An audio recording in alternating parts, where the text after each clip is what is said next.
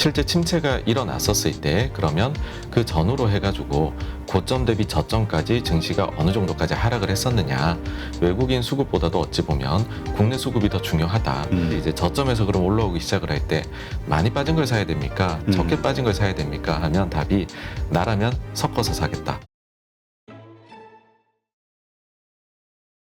지금 마침 장단기 금리 역전차 얘기하셨는데 이제까지 데이터를 보면은 그러한 현상이 벌어지고 나서 보통 6개월에서 1년 후에는 경제 위기가 오지 않았냐라고 얘기하시는 분들도 있어요. 네. 그래서 지금 오히려 조금 위험 자산에 대한 비중을 줄여야 될 때다라는 신호로 그 얘기를 하시는 분들 어떻게 보세요? 근데 또 어떤 분들은 네. 아이 그거 올드 데이터야. 뭐 이제는 상황이 바뀌었어. 별로 그렇게 크게 영향을 끼치지 않아라고 얘기하시는 분들도 있긴 해요. 네, 일단은 뭐 이 데이터에 대해서 말씀을 드리면요. 장단기가 역전되고 나면은 좀 이제 한 2년여 정도, 1년 반에서 2년여 정도 지나고 평균적으로는 침체가 왔었습니다. 그리고 주가는 그 전에 반응을 먼저 당연히 선반영하니까 했었었고요. 근데 이번의 경우에는 이 장단기 금리를 파월 의장이 보지 말라고 사실상 이야기를 했습니다. 본인들은 2년, 10년 이런 거 안 보고 3개월, 18개월 요구 보는데 그건 아직 역전도 안 됐고 그때 3월에 처음 역전됐었거든요. 2년, 10년물이요. 그때 당시에 이거는 계속 올라가는데 무슨 말이냐. 근데 이것도 지금 거의 압착이 일어났습니다. 그러니까 사실 이제 연준에서는 더 이상 여기에 대해 얘기를 요즘엔 안 하고 있는 게 사실이긴 한데, 근데 그래서 우리가 이제 침체냐 아니냐 여기에 대해서 일단은 뭐 판단을 내려보자면 저는 코로나 이후에 모든 게 좀 빨리 오는 것 같아요. 네. 그러다 보니까는 사실 기술적으로는 침체를 논할 수 있을 정도의 상황이 되었고, 그래서 저는 3분기 때가 2분기 때보다는 좀 더 데이터들이 나쁘게 나와서 우리가 말하는 흔히들 말하는 좀 침체스러운 그런 숫자들이 더 많이 보이게 되지 않을까 개인적인 생각을 하고요. 그리고 그를 어떤 식으로 우리가 극복해 낼 것인가는 이게 지금 주식하시는 분들 중에 몇십 년 만에 겪는 일이기 때문에 그 다음에 이 상황 속에서 사람들이 어떻게 리액션을 보이느냐가 합쳐져 가지고서 결국에는 그 다음 모습이 이제 새롭게 또 만들어지지 않을까 그렇게 생각합니다. 저는 이번에 뭐 2분기에 데이터도 그렇고 실적도 그렇고 좋지 않은 게 한 절반 반영됐다고 보고요. 3분기에는 100% 반영이 되지 않을까 그렇게 생각합니다. 네.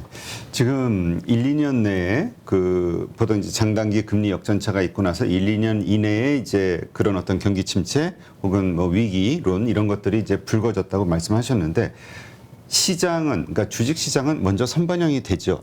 혹은 그러니까 먼저 선반영이 되나 아니면은 그런 일이 딱 벌어졌을 때 어떤 계기로 그런 일이 딱 시각화가 됐을 때 확연해졌을 때 그때 급락하는 걸까? 어떻게 보세요? 그 상황에 따라 다르더라고요. 과거 사례들을 봤었을 때, 그러니까 침체 시기가 확정되고 나서 하락률이나 뭐 그 전에 하락률이나 이런 걸 따져보는 게 상황에 따라서 좀 많이 달랐습니다. 그래서 저는 좀 생각을 달리하고 봤던 거는 뭐냐 하면 실제 침체가 일어났었을 때 그러면 그 전후로 해가지고 고점 대비 저점까지 증시가 어느 정도까지 하락을 했었느냐라는 거를 바라보는데 그러면은 2차 대전 이후로 미국의 S&P 500 기준으로 봤을 때는 정말로 침체가 왔던 그런 상황에서는 평균 한 32, 3% 정도가 빠졌습니다. 고점 대비해서요. 그래서 지금 같은 경우에는 그만큼이 안 빠지고 20% 초중반 빠지고 좀 반등을 하고 있죠. 네.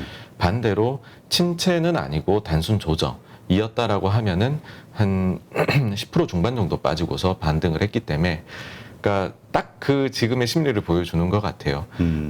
침체가 아니라고는 영 말을 못하겠지만 침체라고도 말을 못하니 그 정도 중간 수준에서 지금 하락을 하고 나서는 반등이 나오고 있는 것이 아닌가라는 거고요. 그 다음에 또 이제 그래서 이제 저는 침체와 주식시장 반응에 대해서는 이런 식으로 생각을 하고 그 다음에는 이제 그러면은 그 사이에서 진짜로 아주 강한 반등의 신호나 완전히 바닥을 지나갔다는 신호는 그러면은 어떻게 판단할 수 있느냐. 네. 그게 또 뭐 아주 궁금하실 부분이라고 보는데 저는 뭐 거래량에 대해 가지고서 좀 저희가 관심을 가져야 되지 않느냐 생각합니다. 왜 그러냐면은 증시가 하락을 하고 나면은 손바뀜이 일어날 수밖에 없습니다. 그렇죠. 그 상황에서는 조금 강하게 손바뀜들이 보통은 일어나고서 완전 방향이 되돌려지고요. 그러면은 거래량이 지금보다는 좀 더 많이 늘어야 되지 않느냐 그렇게 봅니다. 네, 그렇군요.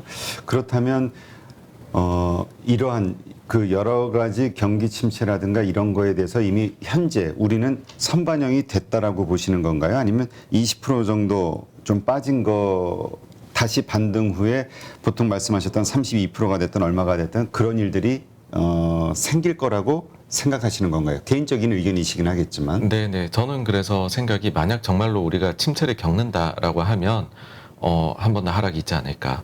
그냥 평균적인 숫자만큼은 우리가 하락을 경험하지를 않았었기 때문에 확률상으로 봤었을 때는 평균에 따라간다 생각이고요. 만약에 정말로 우리가 지금 연준이 말하는 대로 그런 침체를 겪지 않고 소프트 랜딩을 해가지고서 다시 올라가는 그림이다라고 하면은 그럼 뭐 하락은 다 봤다라고 봅니다. 알겠습니다.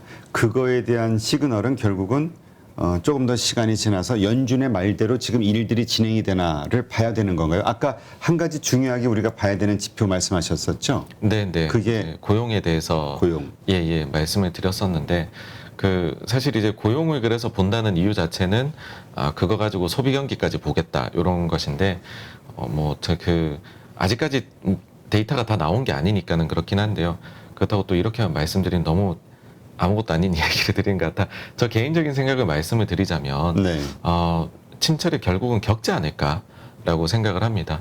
그러니까는 뭐 지금 한마디로 이번에 이런 상황에서 침체를 겪지 않고 가겠다라고 하는 것은 뭐 이제 야구로 치면은 그 다승왕도 하고 방어의 왕도 하는데 홈런왕도 하고 도루왕도 하겠다는 것 아니냐라고 생각할 정도로 확률 자체가 그만큼 어려운 일이 지금 발생했다 상황이 연준 입장에서도요 라는 거고 고용 쪽에서 조금 더 빨리 나오는 데이터들이 있습니다. 그러니까 가령 예를 들면은 매주 나오는 신규 실업수당 청구 건수, 그다음에 연속 실업수당 청구 건수 이런 부분들을 봤었을 때는 지금 숫자들이 명확하게 그쪽도 좋지 않아지고 안 좋은 지금 일이 벌어지고 있다라는 네. 게 나오고 있거든요. 더불어서 기업들도 이야기를 하는 것이 신규 고용을 철회를 하거나 아니면은 몇몇 회사들이 지금 고용을 줄이겠다 이런 이야기들을 하고 있지 않습니까? 그래서 그런 부분들이 고용 나머지 데이터들에도 시차를 두고서 반영이 결국은 되는 것이 아닐까라고 저는 보고 있습니다. 네, 그렇군요. 자, 그러면 지금 유럽 상황을 또 한번 이야기를 해보시죠. 유럽 얼마 전에는 그 피그스 이해전 그 남유럽 국가들의 국채 가격 상승으로 인해서 또 막 불안한 거기가 또 뇌관이 되는 거 아니냐, 블랙스완이 되는 거 아니냐 이런 의견도 좀 있었거든요. 네네. 지금 어쨌든 러시아의 그 가스관 공급 이러저런 이슈들로 인해서 에너지난을 겪고 있고 그게 어려운 유럽 경제에 더 큰 데미지를 주고 있는 거 아니냐 이게 이제 일반적인 시각이죠. 네네. 네. 남유럽이라고 하면 대표적으로 이제 이태리가 문제가 될 텐데요. 그렇게 되는 이유는 저금리에서는 괜찮겠지만은 유럽 자체가 두 개로 크게 분열이 돼 있습니다. 돈을 빌려준 쪽하고 빌려간 쪽인데 빌려간 쪽 입장에서는 유럽도 이제 금리를 올리기 시작을 하다 보니까는 위기가 생길 수 있고 거기다가 정치적으로 원래 마리오 드라기 총리가 그 전에 중앙은행 총재 됐었고 잘했기 때문에 신뢰가 있었는데 물러났습니다. 네. 그래서 이태리에서도 문제가 발생할 수 있는 가능성이 확 올라간 것이 아니냐. 다만 지금까지 나온 걸로 봐가지고서는 어쨌든 요거를 잘 핸들링을 하고 있는 것 같다인데 왜 그러냐 하면은 여기도 이제 그 자산 매입을 이젠 더 이상은 하지 않고 있는 거를 리파이낸싱을 하는 걸로 들어갔습니다. 근데 그 상황에서 리파이낸싱 하는 중간 이제 세부적인 내역을 보니까는 위쪽에 여력이 있는 독일이나 이런 데 거는 진짜로 덜 리파이낸싱을 해주고 네. 오히려 남유럽 쪽 것은 기존에 샀던 것보다 더 많이 사줘가지고서 금리 안정화를 일단은 꾀하고 있더라고요. 유럽 같은 경우에 그래서 이런 식으로 일단은 시간이 좀 지나가는 버틸 수 있는 것들이 있는 것 같은데 결론적으로는 말씀해 주신 대로 겨울이 됐을 때 과연 그때까지 전쟁이 끝날 거냐 안 끝나서 으르렁거리게 되면 가스에 대해서 어떻게 해결을 할 것이냐 이고 그때가 되면 유럽이 분열 양상을 그러니까 지금은 서유럽 쪽이 완전히 하나가 돼서 러시아에 대해서 공격을 하고 있는데 그 전선이 무너질 가능성도 있지 않느냐라고 생각합니다. 네. 지금 사실 이번에 그 생각 밖으로 미국의 달러 패권이 강하다라는 것을 증명한 사건이 러시아 우크라이나 전쟁인 것 같기도 하고요. 네네. 반대로 달러 패권, 그러니까 달러 패권국의 지위가 약해지는 거 아니야라는 신호가 된 것도 이번 이거 같아요. 왜냐하면 스위프트에서 러시아를 제재하고 빼버렸음에도 불구하고 러시아 화폐의 가치는 계속해서 유지가 되고 오히려 브릭스라고 얘기하는 뭐 인도와 중국과 이렇게 서로 협력하면서 오히려 이 분열, 그러니까 블록화되는 어떤 현상들이 일어나는 거 아니냐. 이게 결국 그 패권 국가로서의 미국의 지위를 낮추는 거 아니냐라는 이야기들이 나오면서 이것이 이제 또 어떻게 세계 경제에 영향을 미칠 것이냐 이런 이야기들도 좀 있죠. 네, 맞습니다. 다만 근데 대안이 없다는 게 문제가 될 것 같습니다. 그러니까는 화폐 그 통화라는 것 자체는 항상 비교 대상이 있어야 됩니다. 달러라는 것은 유로화나 이런 거에 대한 비교 가치가 나오는 거고, 금이나 석유라는 것도 달러 대비해서 가치가 이렇게 저희가 산출돼서 나오는 것인데, 과연 그러면은 미국의 달러를 참 밉죠. 지금 하는 그런 부분들 봐서는요. 외환보유고를 쌓아놔봤자 쓸 수 없게 되는 거잖아요. 미국의 그렇죠. 말을 안 들으면은요. 그런데 그러면 그 체계에서 벗어나서 뭘 가질 수 있을까? 사실 러시아를 보시게 되면은 그 전부터 달러 비중을 외환보유고에서 계속 줄여 내려가고 있었습니다. 그런데 그러면서 더 쌓아놨던 게 뭐냐면 유로화였거든요.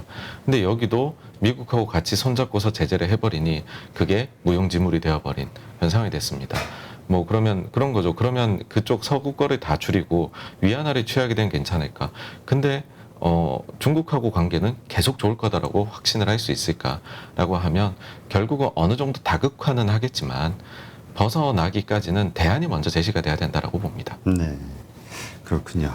그러니까 어쨌건 미국의 이러한 그 뭐라고 세계 경제 리더로서의 역할, 그 다음에 우리가 연준이라든가 미국의 경제 상황에 따라서 글로벌 경제의 흐름이 정해지는 이 현상은 계속 갈 것이다 이렇게 보시는 거군요. 네, 그렇게 생각합니다. 네. 자, 지금 말씀드린 게 이제 결국 달러 강세에 대한 문제 때문이잖아요.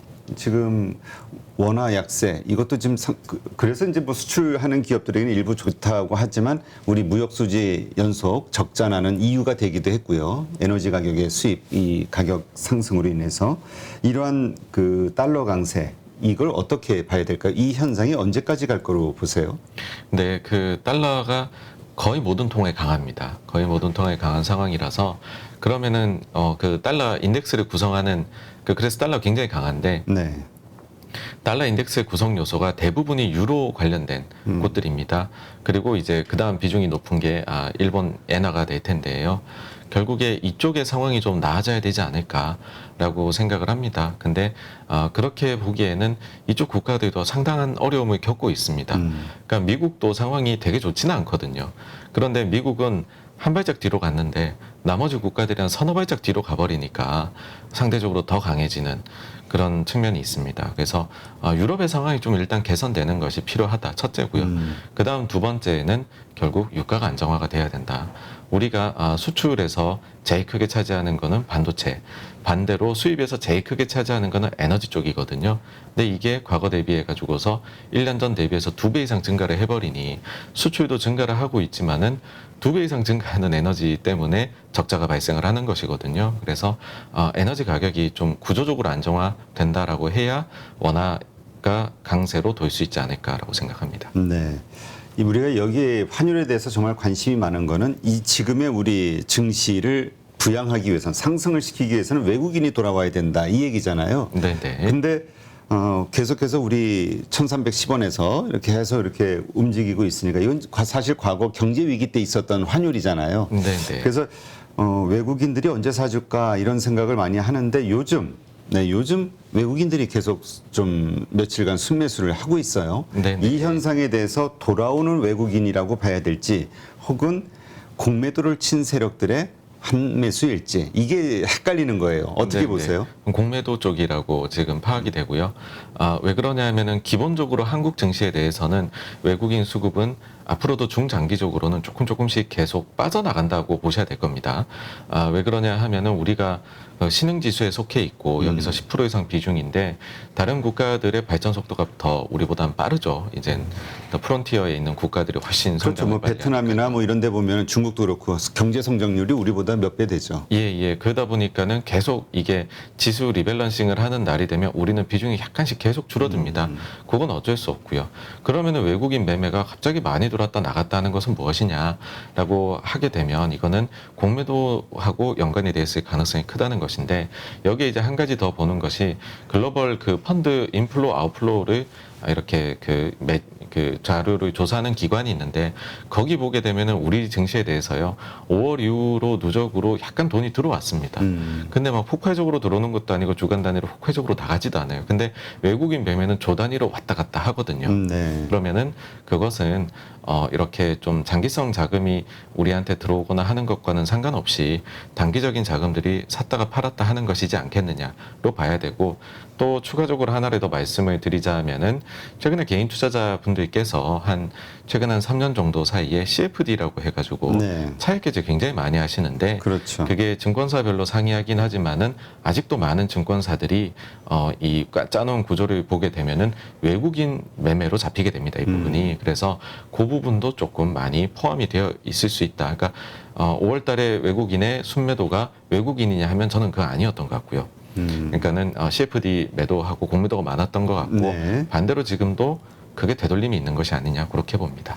그렇다면 지금 개인 투자자들은 팔고 그다음에 외국인은 계속해서 사고 있고 이 현상을 가지고 증시가 지금 이제 어느 정도 반등했지만 이 이상 좀 더 강하게 상승할 거 아니야라는 기대감을 갖는 분들이 늘고 있거든요. 그래서 뭐 물타기가 됐든 신규 매수가 됐든 생각하고 있는데 이 현상에 대해서는 어떻게 보시나요? 정말로 이제 좀 건전하게 장이 강하게 오려고 하면 결국은 돈이 좀 움직여야 된다라는 것이고요. 그러니까 제가 이제 외국인에 대해 가지고서 이렇게 그럼 별게 아니네라는 생각이 들도록 말씀을 드린 이유는 외국인 수급보다도 어찌 보면 국내 수급이 더 중요하다. 그러니까 한국이 생각해 보시면은 그 코로나 이후에 강력한 장이 올 때 그 이끈 게 누구냐라고 하면 개인 투자자의 힘이었습니다. 네. 그리고 그때 당시에는 예금 적금 깨가지고서 주식을 했거든요. 그래서 다시 한번 우리가 강한 장이 오기 위해서는 예금 적금 쪽으로 지금은 돈이 많이 가 있죠.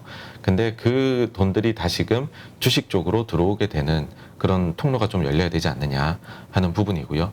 그리고 또 한 가지는 좀 우리 기업들이 돈을 좀 썼으면인데 아쉬운 점이 미국의 경우에는 자사주 매입이라는 것이 하나의 수급으로 크게 작동을 합니다. 근데 우리는 그 부분이 좀 많이 제한적으로 지금 이루어지고 있습니다. 그쪽의 기업들이 앞으로 뭐 중장기 계획을 발표해서 늘리겠다라고 한다면은 그러면은 솔직히 지금 뭐 외국인 이런 분석은 저는 뭐 크게 안 해도 그냥 되지 않을까 그렇게 봅니다. 네. 근데 이제 아까도 말씀하셨지만 주식 보유 비중이 많을 경우에는 현금 보유 비중을 좀 늘리자. 여러 가지 경기 침체라든가 그 이후에 오는 어떤 급락장이라든가 이런저런 것들을 대비해서 한 30% 정도 현금을 보유하자 말씀하셨는데 만에 하나 현금이 더 많다면 오히려 지금은 저가 매수를 해야 될 때다. 뭐 이런 얘기도 하셨다고.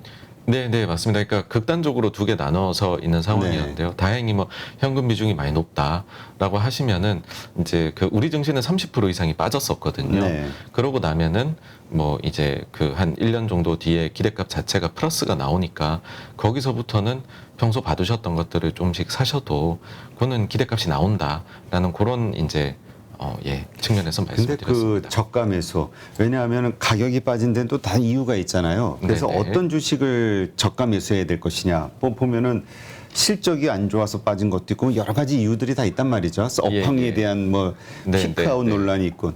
그러니까 살려고 하다가도 보면은 빠질 만한 이유가 있어서 빠진 것 같으니까 이럴 때는 어떤 쪽에 좀 집중하는 게 좋다고 보세요? 섞어서라고 말씀을 드려야 될 것 같은데요.